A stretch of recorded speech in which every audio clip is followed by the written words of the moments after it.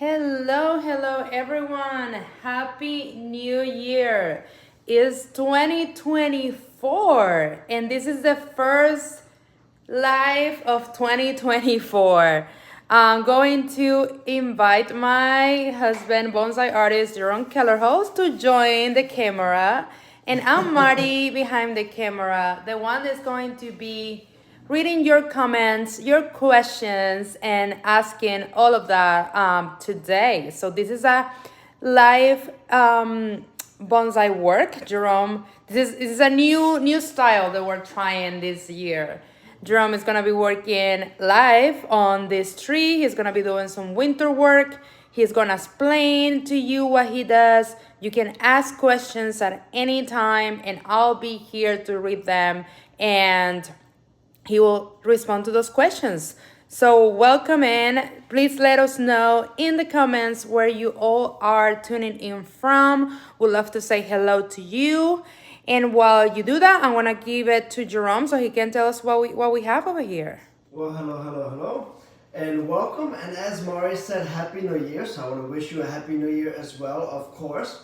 So what we have here today is a Trident maple, and if you're familiar with tempered trees, you might be a little confused right now. Like, why does this tree still have its leaves on, and why do I see the fall color here?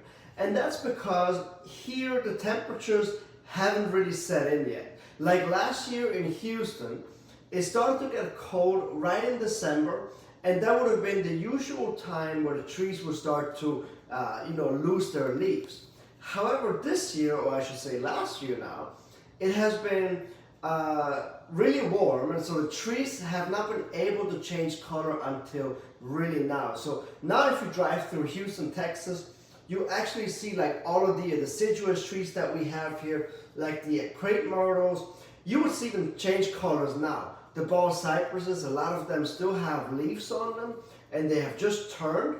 And so now it's like the peak moment of the fall show. As you can see on this tree, we have some yellow, some red, and some leaves that are still green. But the indicator that tells me that this tree is at its peak fall color is that I can see some of the leaves have fallen down already onto the soil, which means that the leaves start to fall on their own with very minimal effort, as you can see here. Now also, up here, some of these leaves that have turned color, you can see that the tip of the leaves have actually started to crinkle. And that's a good time to go ahead and now manually remove all of these leaves. And so that's going to be one of the first things that I'm going to do here today. Now, if you are watching our videos regularly, you may have seen that last spring in 2023, I picked up this Trident maple from a farm in Georgia where all of these trees are grown in the ground. And so I picked up this beautiful maple, this Trident maple, potted it into the shallow pot because I want to improve that root spread.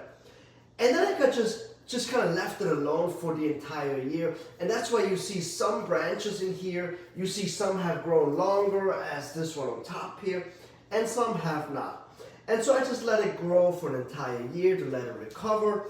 And today is the first time where I'm actually going to do the initial styling of this tree. And so I actually had to cut back this leader here because it was about maybe 5, almost 6 feet tall. It was humongous. So I had to cut it off to actually bring it into my studio. Now aside from that, let me tell you all of the corrections that I have to do before I give it back to Mari. So I have to fix this chop up here. Since this was grown in the ground, it was allowed to thicken, and then there was a chop made here, which probably happened maybe 2 years ago. And this chop here is very angular, it's really ugly, it's not very natural. So I'm gonna have to fix this probably by carving. Also, I'm gonna have to choose the front of the tree today. And then I'm gonna have to thin out some of these branches. And so the first thing that I'm gonna do here is I'm gonna remove all of these leaves. I'm gonna give it back to you, Mari. All right. Back to the studio. Back to the studio. And I just wanted to say hello. We are going live on YouTube and also on TikTok. So hello everyone that is tuning in either from TikTok at Jerome's account, Jerome_bonsai, or our YouTube channel, we are the Bonsai Supply. So let's see, Paul. Hey, Paul from Pennsylvania. Hello, hello. Garen from San Antonio. Wonderful. Texas in the house. I love it. Yeah. Karen from Boynton. I have our friends from Florida. Wonderful, wonderful. So, welcome everyone. And as Jerome mentioned, I don't know if you guys, some of you that might be following our YouTube videos, you might recognize this tree, and is because we, of course, did a previous video about it, all about collecting it.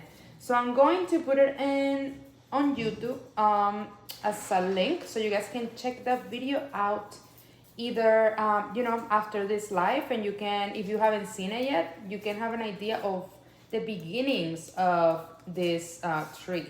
So here we go in the chat, and I'm gonna make sure to include it also in the description of the video on YouTube. So if you are watching from TikTok, I will encourage you to go to our YouTube channel. We are the Bonsai Supply, and there you'll see this live demonstration of this live work, and you can see it all over again, and also check that other video that I'm talking about. All right, that was quite fast. Yeah, I mean, in the fall, right now when it's at its peak color, peak fall color, I can just touch the leaves and they just start to fall off. And these are so beautiful. I really love this time of the year. And it's actually my favorite time to see the trees naked like this, that winter silhouette. Now, as you can see, the trunk is developed, it is at a good place. I like the height of it. I need to fix this top chop section here to kind of build in that apex, that top, and finish it off. Right now, this tree has too many little branches all over the place, which I also want to fix. But as you know, the first thing that I'm going to do to kind of help me tell what is the front of the tree is by raking out some of the soil here and exposing the root flare. I don't quite remember how this looked last year because I potted it about a ½ inch deeper so that I can cover the top here with soil, which will help me increase that root spread. It will help me grow more finer roots. Now, as of right now, as I'm looking at it, I kind of look like the front that you guys are looking at because the tree has this light lean to this side, which is very attractive to me. Also, it looks widest at the bottom, and then it gets narrower. So I really like it from this angle, but let me go ahead and use my rake and just rake away some of the soil so that we get a better idea. Back to you, Mari. Yeah, and I'll try to go a little closer so we can have a better view of that. I just remember this tree had an incredible root spread already, like when I picked it, and I believe that's why I even picked it. So let's see here as I'm making a little crater here.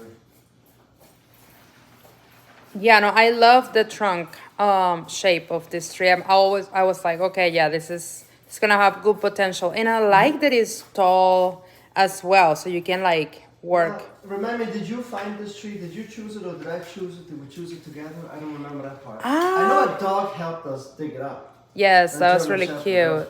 That was really cute. I don't quite remember, so I cannot take You're gonna take credit for it? I cannot take credit for it, even though I'm usually the one who finds the good material. That's so true. If I have to guess, I would say I found it. Okay. Okay, that works for me. I mean, you know, it's a team effort, right? Yeah. And oh yeah, look at that.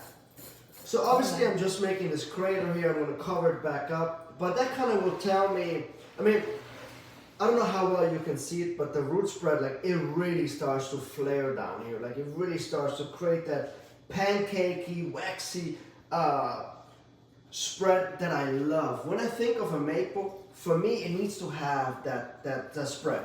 Some people don't like it.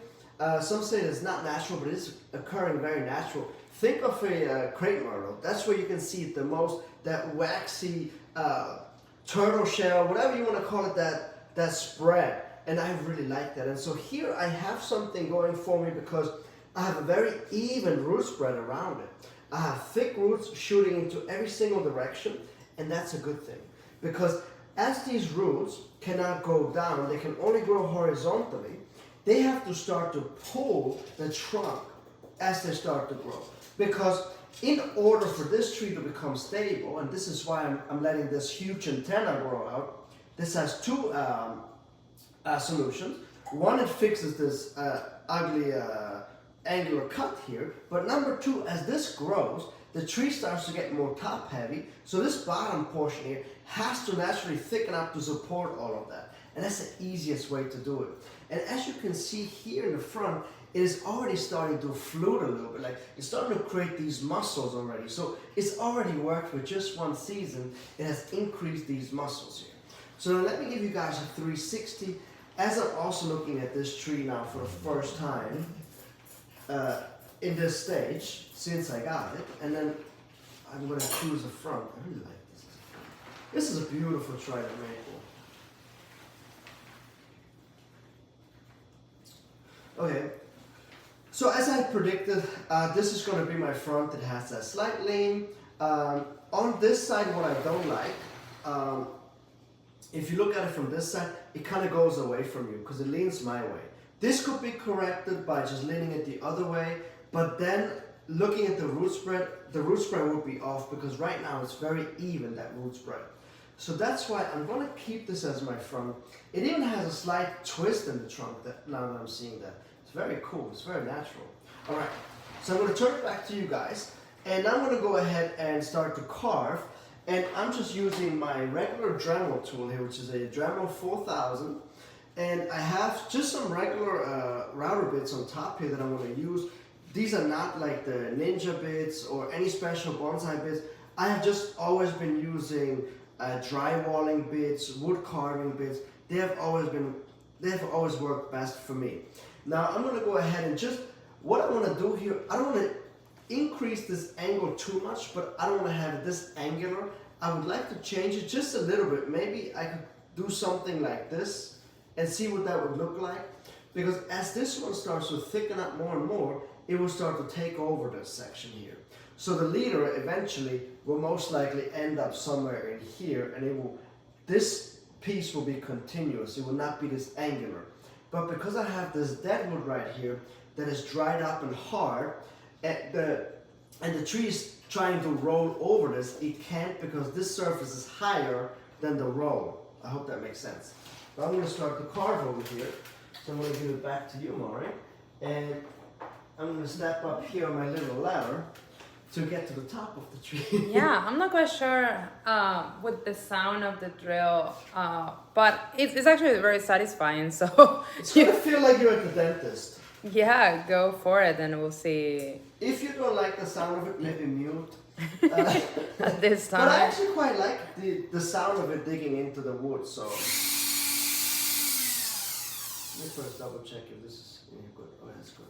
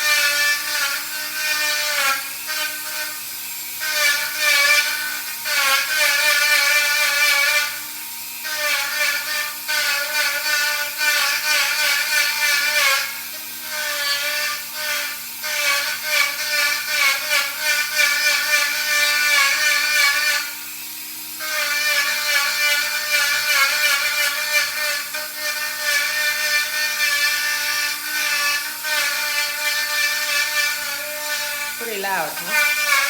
Pretty loud.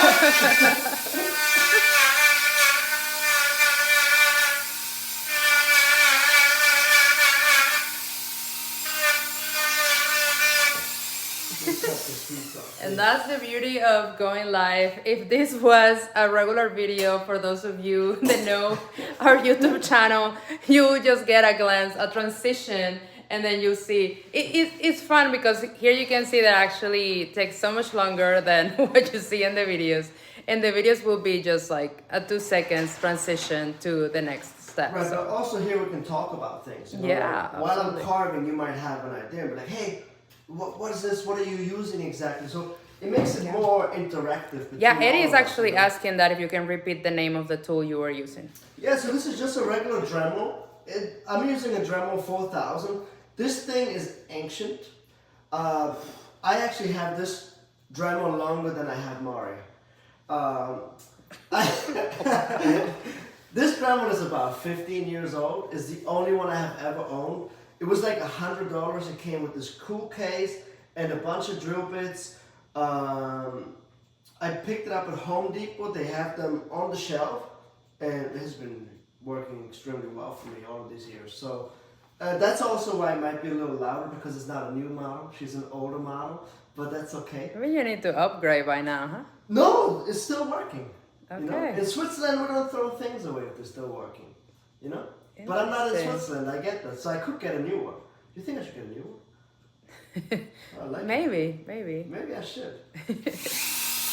My answer changed a little too quickly. Alright.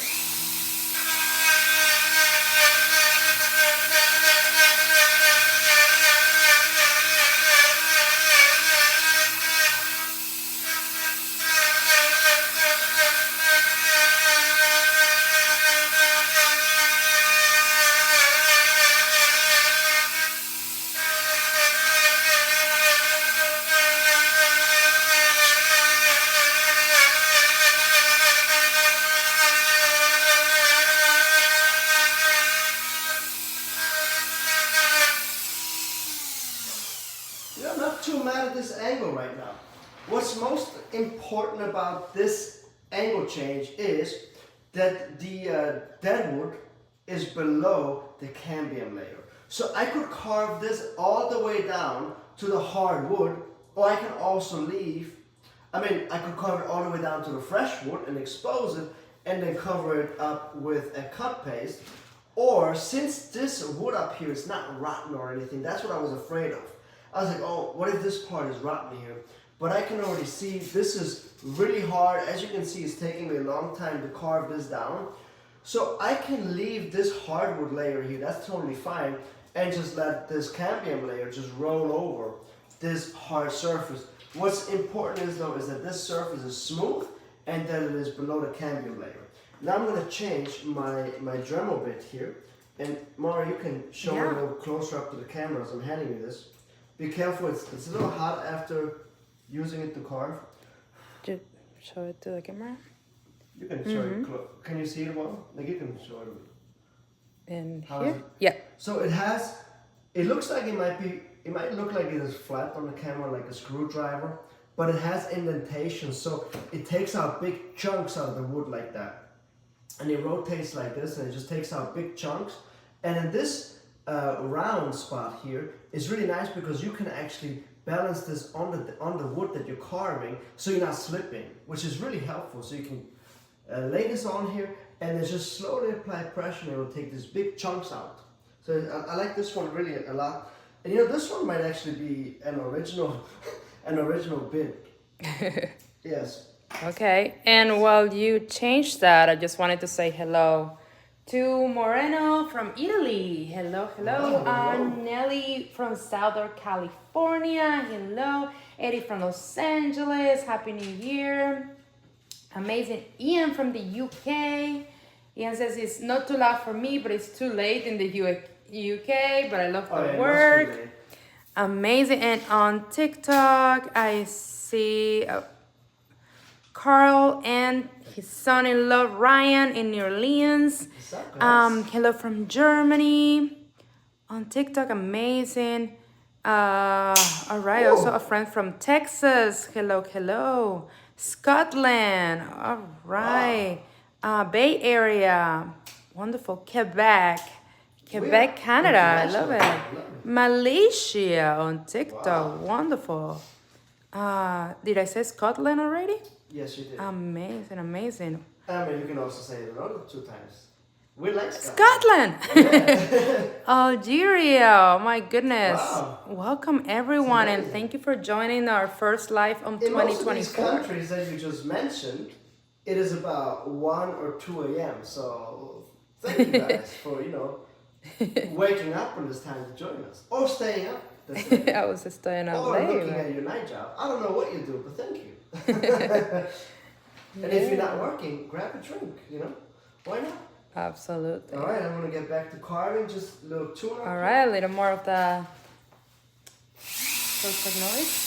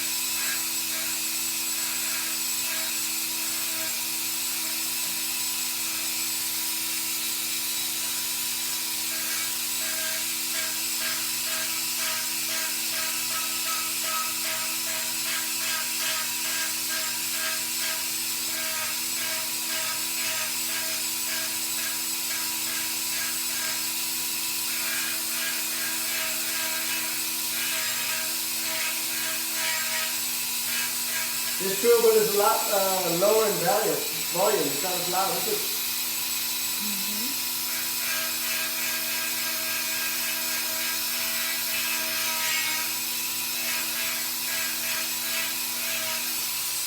Alright. This might be it.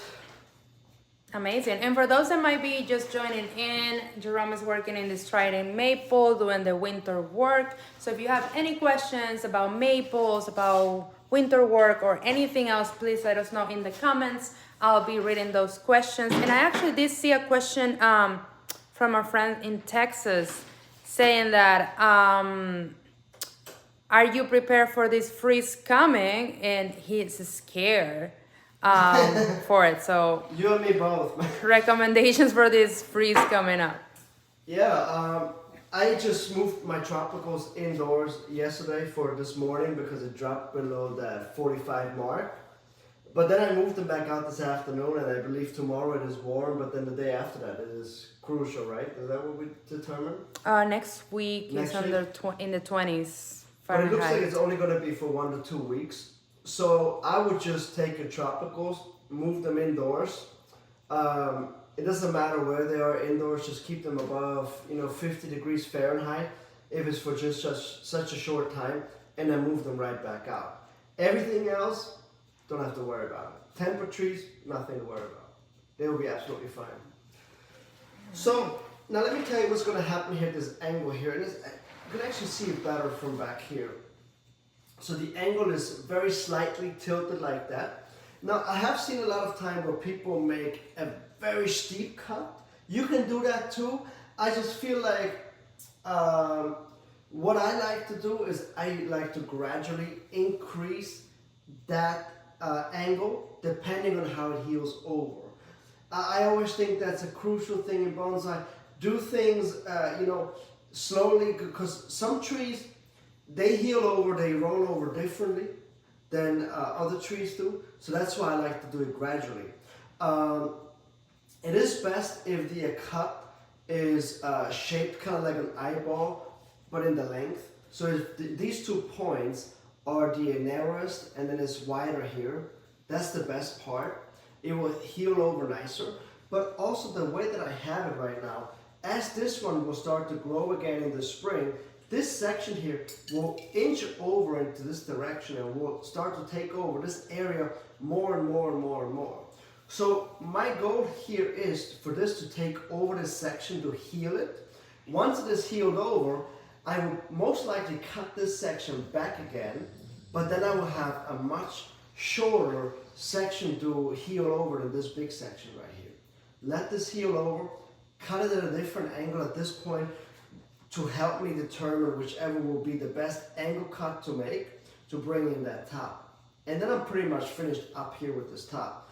But like I said, depending on how it grows and how it heals, I might just have to slightly adjust this over time, maybe go a little bit deeper here over time. But for right now, I'm happy with this, where I have arrived at this angle change here. And so the last thing that I did up here with my tool, I'm going to show you the last bit that I used, which is kind of like a rotary saw is what it looks like. I used that piece to just slightly expose these cambium layers up here that are already rolling. So imagine like a wound. I recreated the wound on the very top layer that I am now going to cover with cut paste. And what that does is, the reason why I did that is because it tells the tree to roll over. So whenever it is done rolling over, you can scar the tissue a little bit more, and it encourages that exact area to roll over some more. But I cannot just slightly, expose these edges. I also need to have a leader that will draw sap through this area in order for it to roll over and heal. Okay? And so this is the bit that I use. It has a wheel in the front, and then it has these teeth on the side. And this is a lot less aggressive than the other piece was. And if you were listening to the audio, this one, it takes out big chunks, was very loud and very aggressive. This one was a lot lower in volume, and it was a lot smoother. Okay? Alright, so we're gonna see. So now I'm gonna go ahead at this point, use my concave cutters, and I'm gonna start to set the branch structure here, because what I don't want is to have a lot of these fine branches in here. I just want to have a few branches coming from the trunk, because ramification does not happen on the trunk. So on the trunk, you want to have the least amount of branches on your entire tree. Just have few. Maybe have, and this is what I'm looking at doing here, have my first branch, my second branch, and then my third back branch. These are the most dominant branches that I'm going to set here in this structure. Apart from that, I'm probably going to leave maybe 3 more branches on this layer, and then maybe 3 or 4 more branches up here, and that is it. Because the multiplication will start to happen off of these main branches, right? Main branch, secondary branches come off the main branch, and then the tertiary branches come off the secondary branches. And this is where the ramification happens out here. So keep that in mind. This is a big, I don't really want to call it a mistake on beginners, but that's where a lot of beginners go wrong, where they have a lot of branches on the trunk versus out here on the, the limbs. But look at a tree, at a big oak tree, it will show you the exact same thing. And now I'm open to questions if you are open to asking me some questions. Yeah, I mean, I think this question that I see here pretty much has been answered by you doing what you're doing. But Okay. Nelly's saying, do you make branch cuts on maples during the winter time? Yeah, so keep in mind, like for me, this is not really the winter time yet, because the tree has just lost its leaves. So technically for the tree, this is its late fall time, which is a great time to go ahead and remove, like make large trunk chops, remove larger branches. I'm perfectly on time to do so. In the winter time, let's say you live in New York right now, or in Colorado, it is dead winter. Your tree looks like this. What you can do is take wire these branches, you can carve the dead wood, and you can also remove smaller branches. I would say branches of this size are perfectly fine to be removed in the winter time, just nothing bigger at this time. All right. And I actually would love to read this comment from Karen. So sweet, saying, I received your book for Christmas, signed, Awesome. and I love all the pictures and information in it. So that's a sweet Karen. We're happy to read this. And for those that might not know about our book, here it is, so you can show them. Of course. So this is a book that we released in 2021. Is it that correct? 2022. Anyways, that's a book that Mari and I wrote, and it basically shows our experience together. It's written for anybody to understand. It's a very easy book to understand if you're a beginner, more of an advanced, or even if you are like that intermediate, right? All the sections are shown with beautiful pictures and really easy to understand text next to the pictures. And so we cover things such as bonsai tools to use, and as you can see, I'm still using the same tools as I did when I wrote this book. We have the potting, the styling, and then later on in the book, and we cover tropicals as well as temperate trees. And then later on in the book, we even show, this is, I believe, your favorite section, right? Yeah, where we styles. show the different styles, and we have a little text that describes how this style would occur in nature, and then how you can easily replicate it. Like, what do I need to look for if I want to create a broom style, right? What should be that tree that I get at the nursery to easily create a broom style? Oh, okay, look for A, B, C, and D right here. Cool. I have this piece. Now, what's the first step to do? So follow along with these pictures. First step on this ficus here is to defoliate it, right? How do I defoliate it? And then what it looks like, the finished piece. Next step, what do I do, right? And so it just continues and continues like that until we end up at the finished piece. And so it's really easy to follow along. I really like this book, the way that we made it, and it's very easy to understand. So Yeah, it's available on Amazon. It's freestyle bonsai, and sometimes we have it also in our website, bonsaisupply.com, and there are signed copies. I don't think it's available anymore, but we do it here and there. So, but yeah, on Amazon you can find it, freestyle bonsai. excellent, excellent. Yeah, so let us know a little bit more about your process when you are making cuts. So here I have a good thing to show you. So there's a lot of ways to create a bonsai tree. You could go ahead and wire these branches right away. I like to, on some trees, and especially the more time I have spent in bonsai, the more I appreciate like the Taiwanese style, the Walter Paul style, like the more natural approach of growing a tree. And so what I like to do is let the tree kind of grow on its own, and then use guide wires to weigh down the branches instead of using wire. And so when we look at this tree here, which is my second branch, this will be considered my first branch over here. Since the tree is leaning over here a little bit to this side, I want to have a branch over here to counterbalance this. I could also have a branch on this side as my first branch to kind of put more weight on that lean, but I want to have it over here to counterbalance that way. So I have my first branch here, and as you can see, I'm just letting it run. It's not tied down right now. What I'm going to do here is actually I'm going to make a little hole over here in the pot and then guide wire this branch down just to keep the weight down. If you use guide wires, your branches will start to look a lot more natural than if you were to go ahead and wire. So now I'm going to do the same over here, right? I have this secondary branch here. This is going to be the branch that I'm going to keep, that's going to continue to draw the sap, continue to grow horizontally, to continue to thicken up this branch and give me that natural shape. But this branch over here that's kind of shooting off to the side, I don't need this one to add more weight. I can already send this branch here to create a secondary and tertiary branches, so I cut it back. And that's what I'm actually going to do with all of these branches. I just cut them back. Because when I cut them back like this, a few things happen. Two new shoots will come out of this area right here, and then it will start to split, so my ramification already started. Because I'm going off the main branch into two branches, and then these two branches will go into two more branches and two more branches, and it will multiply like that until I reach the ramification out here. And so I cut all of this back here that I don't need. And so over here, we're going to go ahead and actually create that guide wire that I was talking about. So what I'll do here, see if I have a small drill bit in here. I just might. This could work. Alright. You have some more carving to do?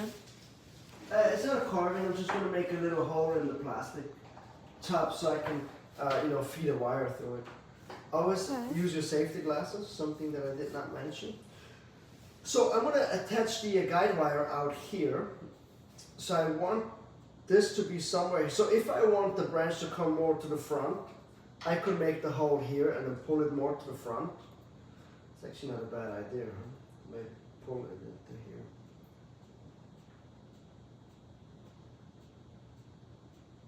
I think right about here would be fine. So I'm going to make my mark.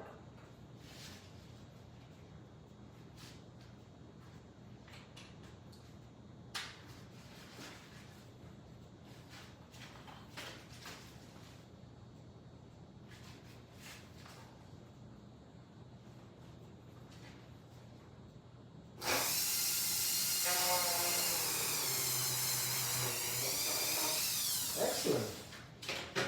This worked better than I had anticipated.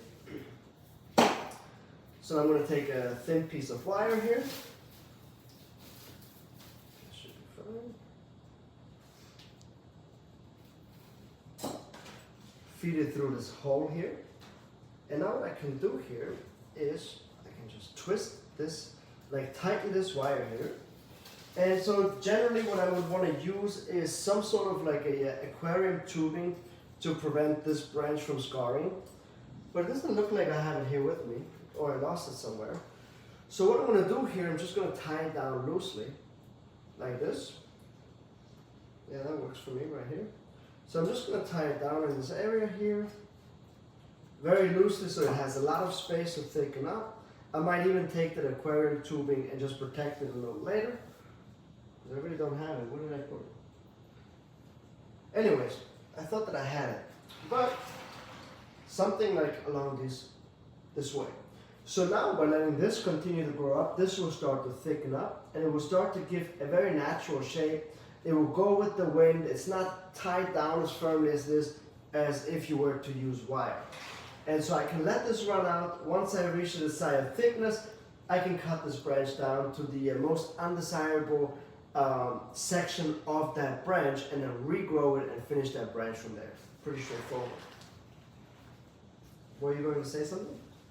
No, I mean I love that little technique that you did with the pot, and actually they're asking about that pot if you sell that tray and. Only drill holes like this into pots that you don't care about, or if they are training pots, plastic pots. You know, people have been asking me this for quite a while, where I got these from. I don't remember, so if anybody in the comments knows where to get these from, please put it in the comments. It's an American company that started making them, but I bought these pots like maybe 5, 6, 7 years ago, and I have like 10 or 15 of them that I use to train trees. And then once they are ready to go into a bonsai container, they just go into the next container. They also are great for making forests. Oh, absolutely. We have done that the too. jade forest is in one of them as well. Yeah, we'll definitely need to look it up to give that company a shout out. Mm-hmm. But it's a great pot to use. So what would you have done if you have a ceramic pot? So if you have a ceramic pot, you could attach the wire under the feet. You could also feed it through one of the drainage holes, like feed it from the bottom, right? Where you have the mesh, you feed it through there. You could also try to attach it to one of the roots, like the root spread, attach it to the roots. What else could we do? There's a lot of things that you could use. You could also take a wire this length here and then tie it down to that wire. So there's a lot of different ways to go about that for sure. Now, also keep in mind, since this is my first time touching this tree, this is going to be the only time I'm going to make large cuts, or this should be the ideal time, pretty much the only time where you do large cuts. So everything that looks ugly here today, I'm just going to cut it off. Like I have this big branch here that I cut off, I guess, or the person that grew it cut it off. And so I want to cut that flush back to the trunk. I want to use some cut paste. I want that to heal. Because the last thing that you want is when you have a finished tree and you're like, a near perfect finished tree, and you're like, I need to remove that large branch, cut it out, and then you have that big hole in the trunk right there. So I'm going to go ahead and fix that right now. Always protect your face because this could ricochet back and hit you in the face. I'm speaking of experience.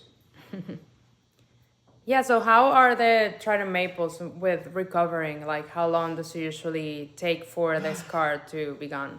I love Trident maples. To me, they are amazing because they heal very, very fast.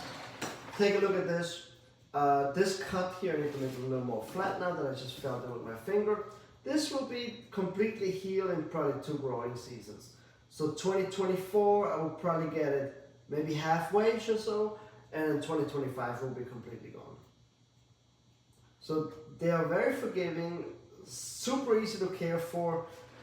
If you don't know what type of tree to get as your first temper tree, try the maple or like an elm or an oak tree.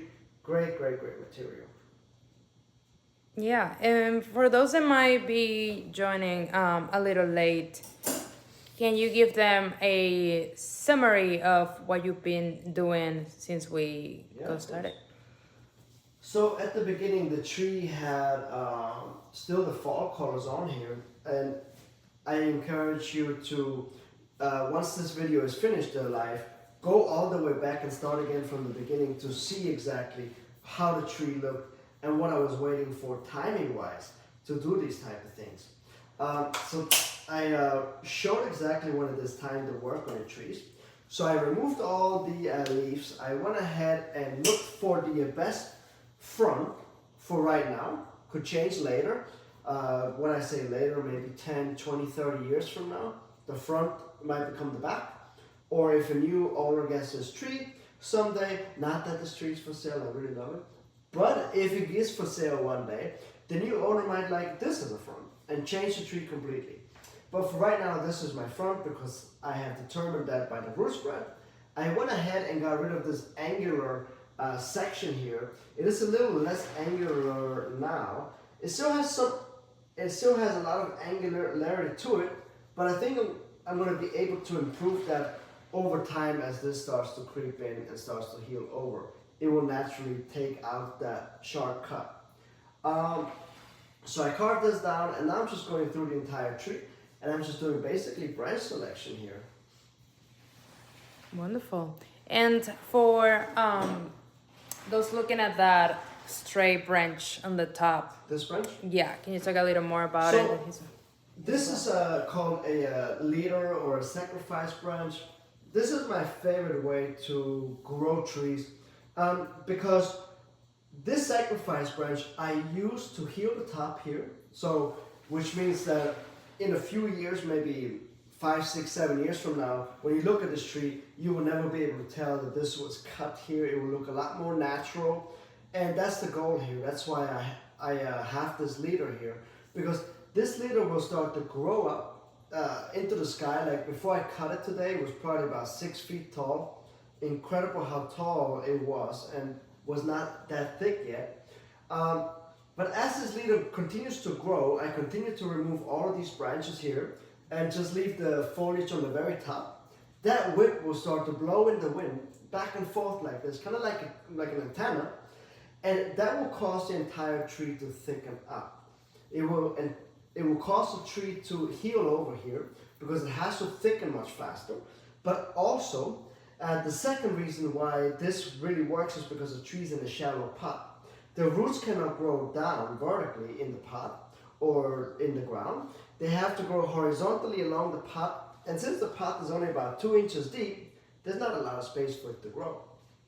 So once the roots start to hit this and start to fill out the pot, and since there is not a lot of way to go, the tree has to automatically thicken up the base here to support all of this extra wavy weight up here. And so that's why I can make this tree look very beefy in probably the next 3, 4, 5 years. This trunk will have thickened up. Maybe I could even double the size in 5 years, or get close to double. I could get at least half of it in the next 5 years. It will thicken up so much, add more muscular to it, and really make this tree look like it is, it has been grown in this pot for a very long time. So by doing this, you're thickening up the trunk, the root flare, but also you're fixing this cut up here. I must have sawdust sawdust in my nose. It's got very itchy here. Alright. Yeah, I guess I was wondering because, you know, some trees like pines, for instance, you need like gloves or something to work with. Like, what is this? You think it's something in the leaves or something, or sap in the On the pines? yeah, no, the tree that you're working on, because you have some sort of gloves. yeah. Did you Well, this tree does not have a lot of oozing sap, especially this time of the year.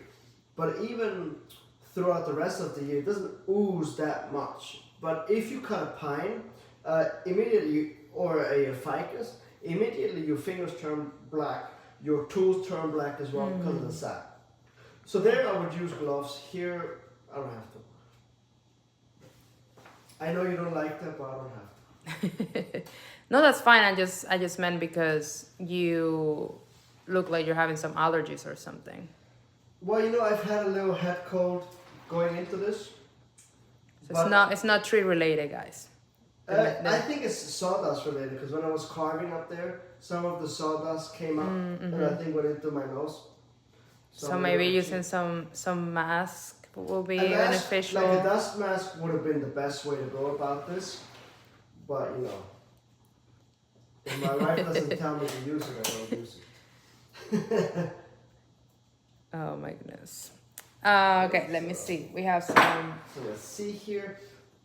I can bring this down, probably go like that. So I'm also not worried about the thicknesses throughout the tree here of the branches. Like as you can see, this bottom branch here, the first branch, should always be the thickest branch on the tree because it is technically the oldest branch on the tree. However, this back branch here is a lot thicker than this branch, right? So I'm not worried about that because I can even that out over the course of time.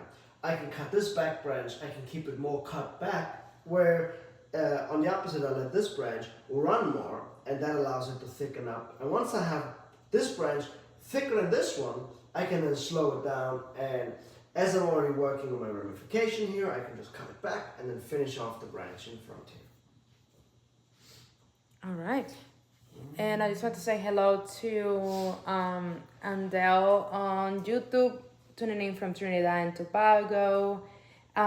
Keegan, hi from Rhode Island, amazing. Question, have you ever worked with Texas Ebony? Oh, Texas Ebony. Ebony, oh my gosh, yes. Ebony. Ebony. Yeah. Sorry guys, English is second language. I have, and especially in Florida, it's a very common tree to use for bonsai. I have not seen it in Texas yet, but I'm sure it has to be here since its name is Texas Ebony. It's a great tree. I don't like the thorns of it, I have to say. It has hidden thorns that can be very evil, but I do like the branch formation and the leaves. It reminds me of a Brazilian rain tree. The trunk is also more flaky, more like a pine barky versus the Brazilian rain tree. So I do like it a lot, and it's a very different type of tree. So it's a cool tree. Very forgiving, very hardy. Man, that tree is stubborn as can be. So it's like you. Sure. I was gonna say more like you, but okay. I'm not stubborn. I'm just Your entire wise. family is stubborn. Wise Stubborn and right. people I've ever met. Jerome. So let's see here. So what I'm trying to avoid here is like, I don't know if you can see this section up here, but I have one branch and then another branch right in front. This branch up here is a little bit thicker, the other one is thinner.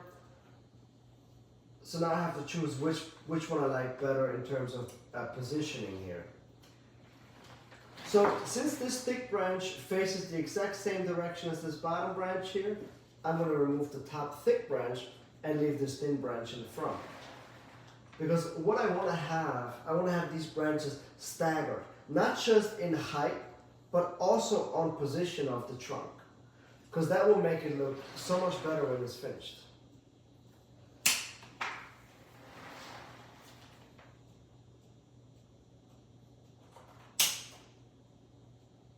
And you know, it's not that I won't use wire on this tree eventually. Right now I just want these branches to grow out more. As these branches grow, the roots will grow more too. Once they have more shape, and you know, like this bottom branch here already has a lot more shape, that's when I can go in here and then wire out the secondary branches a little bit more, the tertiary branches a little bit more. Maybe I'll also wire some of these once the time comes. But this tree will probably get about 3 wirings in its lifetime. Just like if you have seen my Brazilian rain tree, that I would say has put us on the map, that I'm really most well known for. That entire tree has only seen wire about twice in its entire existence. The rest of the time it was grown by just guide wires. It will make it look so much more natural when it's finished, but in the meantime, it will make it look like a little bit of a hot mess. But it's not a race, it's a journey. So enjoy the journey, and I personally don't care as much, you know, if they don't look as pretty right now. All right, and Keegan is actually asking, how many branches do you intend to have in the future if the styling stays the same? You mean branches in total or branches that come out of the trunk? I would say to give both scenarios, or just. So branches coming out of the trunk, I would say maybe 3, 6, 9, 12, maybe 15 branches, less at the bottom, more coming out here on the top. But on the overall tree, like at the end, when I could see the canopy be this big and beautiful and the tree sticking up, maybe like 1.2 million branches, somewhere there.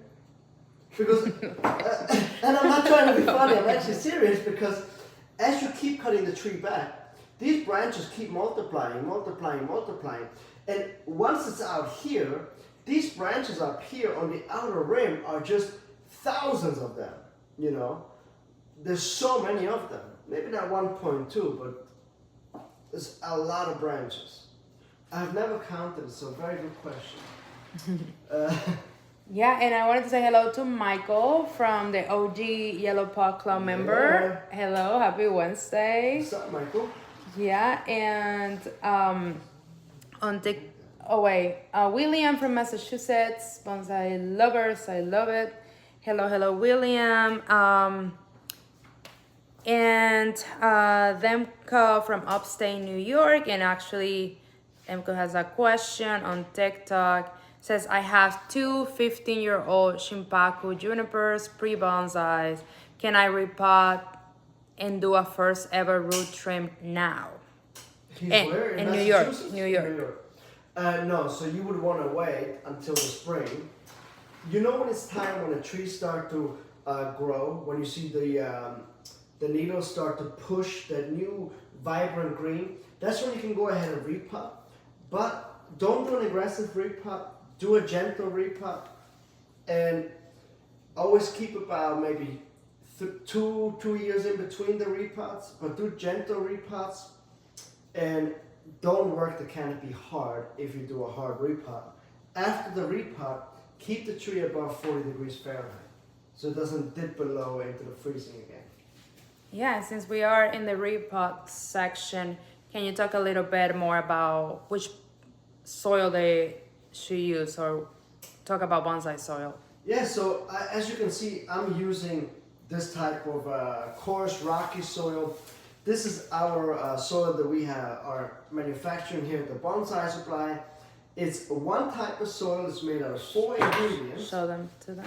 Yeah, I forgot I had it here. So I have it here. This is a 2-quart bag. We have it in a 4-quart bag, or even if you have a lot of trees, then in a 20-quart or 5-gallon bag, which is quite large. There's 4 ingredients, and you can use this exact soil mixture for all of your trees.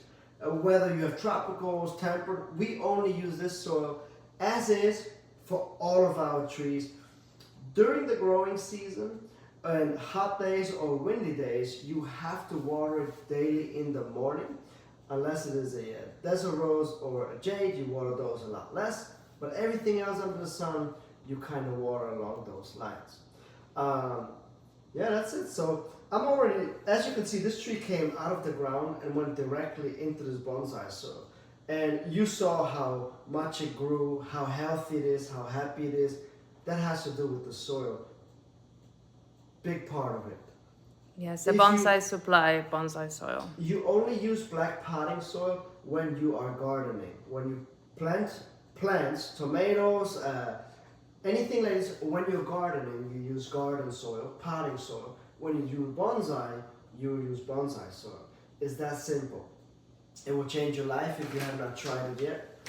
And I know I'm sounding like I'm being dramatic with changing your life, but it really does, because it takes everything away, such as like overwatering, no more overwatering. Automatically you grow more roots, the tree grows faster, happier, it responds better to things that you do. I would just recommend it. As you can see, I use it too. And how often do you recommend to repot? Depends on the tree, how vigorous it grows and age. So this tree is young. I'll probably repot it next year in 2025 in the spring. So keep it in here as is for 2 years. If they are younger or very vigorous growing and you have them in small pots, like bonsai pots, you might want to repot them on an annual basis. But the older they get, like my Brazilian rain tree that it was at that point, I waited about 4 years. The older it gets, my jade, I also waited about 4 years. But those trees are completely finished. They have like 1.2 million branches on them. They are completely ready, show ready. Those trees, I wait to repot them more because I want to slow the growth down. These young trees, we want to speed the growth up, repot them more frequently, change soil, give them fresh soil. And in this type of soil, they will also grow a lot faster, because the oxygen can now have space to come into the soil and aerate the roots, which then gives you more healthy roots. Yeah, and actually I almost forgot, but we have a little surprise for you guys today, for those that are still in the video with us. And if you might be able to see that yellow bottom thing that Jerome has, is our newest potting mat, and we are using it for everything now. It's so practical and keep your work mess free. So we wanted, for those that are still with us today on YouTube, to give you one away. Give one of you one of those potting mats so you can try it and also have a mess-free bonsai life like we do now. And for that, I'm gonna ask just a very simple question. If you are right now on TikTok, I will recommend you to go on YouTube, because this is gonna be through YouTube. So you can check our YouTube channel, is We Are the Bonsai Supply. You should see it also on the profile link. And there is where we're gonna do this quick giveaway. So if some of you wanna participate, make sure you go there, and I'll give you some time to do so. So let us know, give us a little more information about this mat, Jerome, while they get ready for a quick question I'm gonna have, a very easy one, and the first one to reply is the winner tonight. All right, so this potting mat, as you can see, is about 39 by 39 inches on every side, and you can actually clip all 4 sides together. So when you repot, all the mess is contained. This is also waterproof, this fabric, and it's also reusable.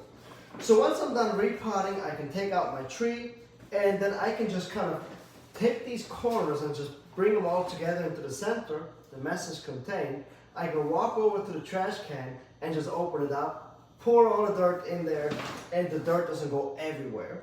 Now then I can go ahead and wash it off with water or a towel, fold it up, and it folds actually into a little square or a roll if you want to, and it easily just throws away. But I'm also using this mat to overwinter trees. So when I bring them inside from the outside, I set them in these mats, so that when I water, the water pools down into this mat, stays there because it's waterproof, and then evaporates, which adds humidity. Last but not least, I'm also using this to transport trees. So I also have always one in my car because you never know when you find a good tree. Open it up, put it on the back seat or in the trunk, put my tree that I just purchased on here. If it falls over or if it is really dirty, no worries because the mess is contained. Yeah, so it's definitely a multi-purpose mat that you can use for everything that Jerome just mentioned. So yeah, we love it, and we have a bunch of them now to use. So great. So let me see. I'm back on YouTube, and we have a very simple question today. So, you guys, the first one who says, and this is gonna be two words, okay? So you gotta get this right. It's two words.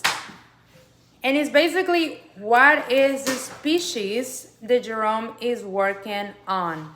And remember, it's two words. That means it's a specific type of species. So whoever have that will be our winner today. And let's see. Oh my goodness, this was quite fast. Okay. So our winner today is I Am 6 Edits on YouTube. So amazing. Please let us, I Am 6 Edits. If you can give us your email, we'll be contacting you to get all the information to ship this to you. And congratulations. Thank you for congratulations. That was fast. being here with us and paying attention. So wonderful. So I'm actually wiring these two branches together. Yeah, and I saw that the other one's coming up after, so you guys passed the test too. I love it. Wow. You are being paying attention. So for those that are wondering on TikTok, the answer was Trident Maple. So wonderful. Congrats, 6 Edits. And we are going to be doing more of these giveaways now that we are gonna go live more often. So have that in mind. Whenever you see us live, we're gonna be doing some sort of giveaway and something for you. So we hope you join us even more. Excellent, congratulations. What did you say the name was? 7-Eleven something? Yes, even though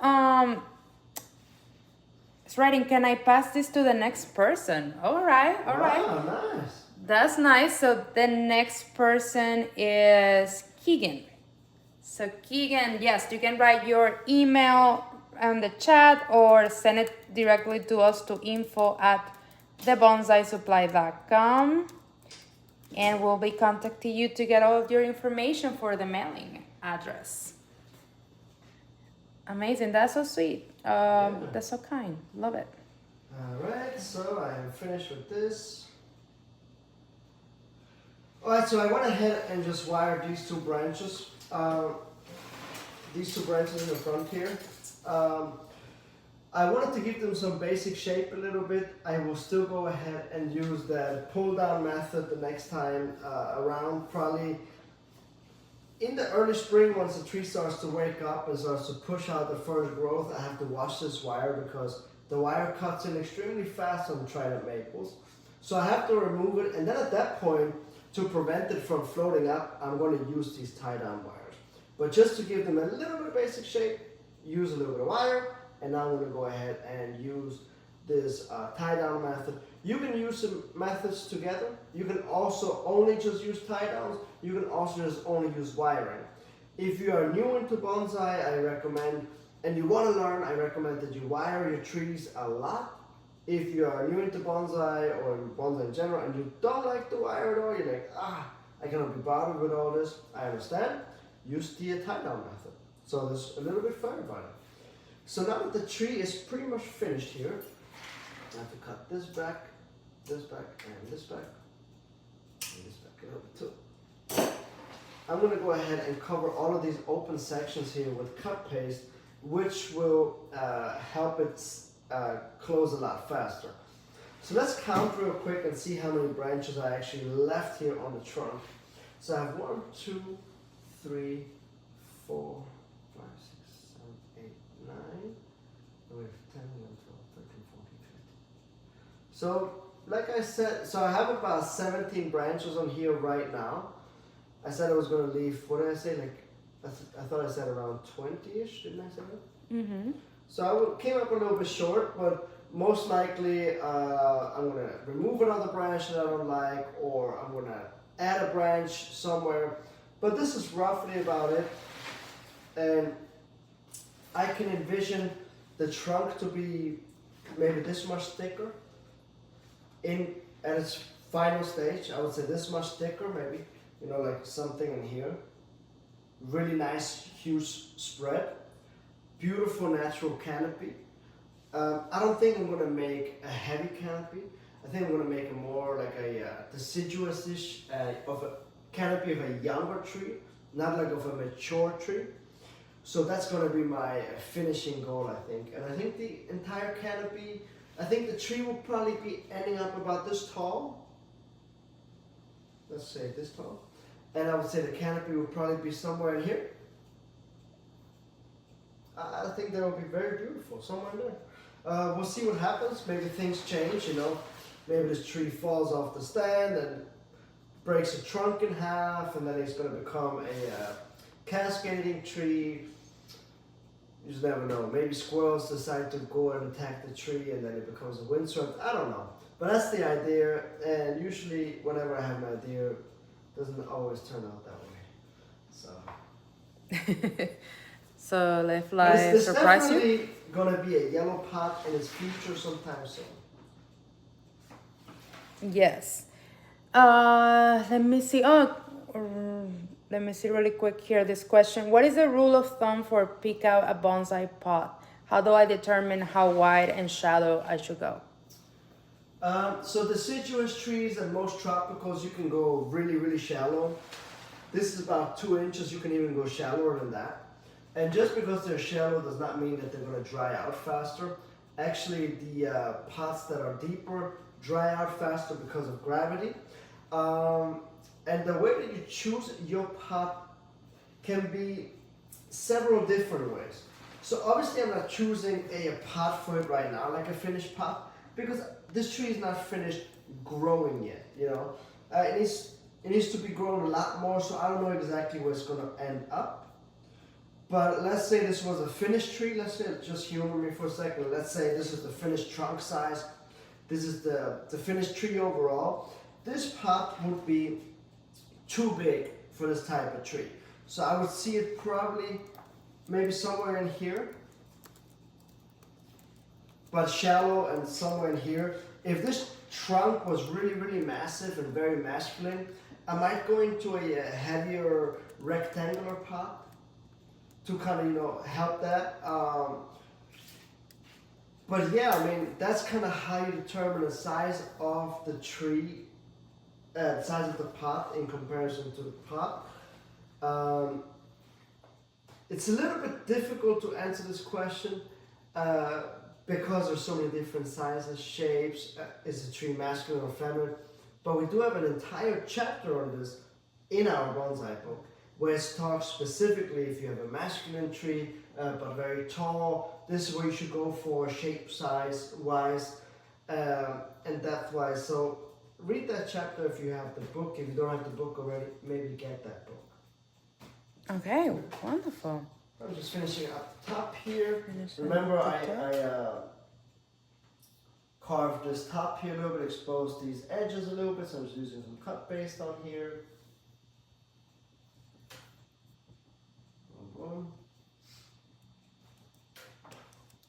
Yeah, I'm looking forward to this tree, to seeing this tree in the spring.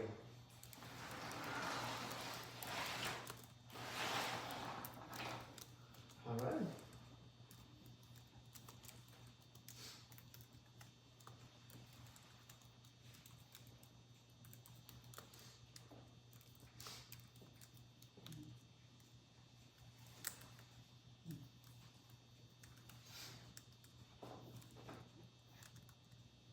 Just sharing here with Mattis about the mat on our website and giving him a code for our website to try it out. Yeah, that mat is He's amazing. Oh yeah, I mean look at all this mess, all of these leaves and wire it has contained until I just threw them out. But yeah, perfect. So the last thing that I'm going to do here to wrap up is I'm just going to push this crater of soil back over the root spread because it's not done developing yet. Pack it back in. So since it is packed in like this, what happens is, since it stays moist around these areas down here, in between the roots, I will start to get more root growth coming out of these areas here. And that's what I want, because if I want to have that pancakey spread, I want to have more roots down here. And then next year, when I'm going to repot it, I would probably expose it to the section that has completely fused together yet. So look at my hand, you see how these fingers here resemble the roots spread, and this, my hand here, is what has already fused. So I can just remove the soil layer as the roots start to fuse and fuse more together. Now this is a lengthy process, it's not something that happens quick, so just be patient with it. This tree is in its very, very beginning stages, early stages of developing, and this is why we usually don't grow trees from seed, because it takes an extremely long time from seed to get this size. And then to get from this size even further, I just bought myself about 7 to 10 years of time by getting a tree like that. And we got this tree out of Georgia from a growing ground, and I believe we paid $100 for it, if memory serves me right. So very affordable. You can also pick something up that was already pre-grown at the nursery, do this chop, and just continue growing it and developing it from there. Yeah, that's pretty much all I have to say. Do you have anything else? Amazing. I mean, I will say, if you can wrap it up. I know I saw a question about the long branches again, so if you want to clarify that. Really quick in your summary, you're just saying like why the branches, they are really long. Yeah, so I just left these branches because they are low on the tree, and the lowest branches have to be the thickest branches on the tree. Well, don't have to, but generally they're the oldest ones, so they should be the oldest ones. And so I let these leaders here extend until I reach the desired thickness of the branch structure here. Once I have achieved that, I can then go ahead and cut these long antennas back to where the movement stops, right? Where does the movement stop? You see how this branch has movement back and forth, up and down. At some point, there will be a straight long section, or the branch will just become too long. I will just cut it back to my desired section, and then just finish off the branch from there. And that's basically what this is for. The same goes for the top up here. Yes. Wonderful, wonderful. Well, anyways. Amazing. And I just wanted to, really quick, Beth is just joining in and saying we'll have to go back and watch from the start. And that's a reminder from those maybe watching from TikTok. We're also going live on YouTube, and this will be available on our YouTube channel. We are the Bonsai Supply, so you can go back and see the whole live if you came, in the middle of it and you want to know more. And Beth is saying, have you discussed the yellow pots yet? Well, of course. So I love that question. It was going to be in a yellow pot at some point for sure. Yeah, and I just want to say that this is a new style that we're doing now with the live demos. We are going to go live, we're going to try to go live twice a month, and once Jerome is going to be just hanging out with one of his trees, answering questions and working on the tree like today. And then we're going to have towards the end of the month our actual auction tree. So not to be confused, today we're not going to auction any tree. This tree is Jerome's tree. But it can be confusing because that's what we have been doing in the last year. So this year we're gonna go live one time with a tree of ours, and then another time with a tree that we're gonna style and auction. So be on the lookout for that next live where we will be working on a tree and you can bid for the tree. And the next one is January 24th. So save the date. That's when we're gonna go live again, and we'll style a tree and you can bid for the tree and win it. So just wanted to clarify that. But yeah, so I guess it's that time of saying goodbye then. Thank you, See you guys everyone, next time. for joining our first live of 2024 and seeing what Jerome is up to. This winter work for this maple was much needed, so we wanted to share that with you, and you have a little more insights on the process live. So yeah, we hope you enjoy it, and we are gonna see you in the next live. Sounds good. I piggyback on what you said, so thank you guys for joining us on this new life that we're trying to do here, and we'll catch you guys on the next one for sure. So have a good one, stay safe, and we'll catch you guys next time.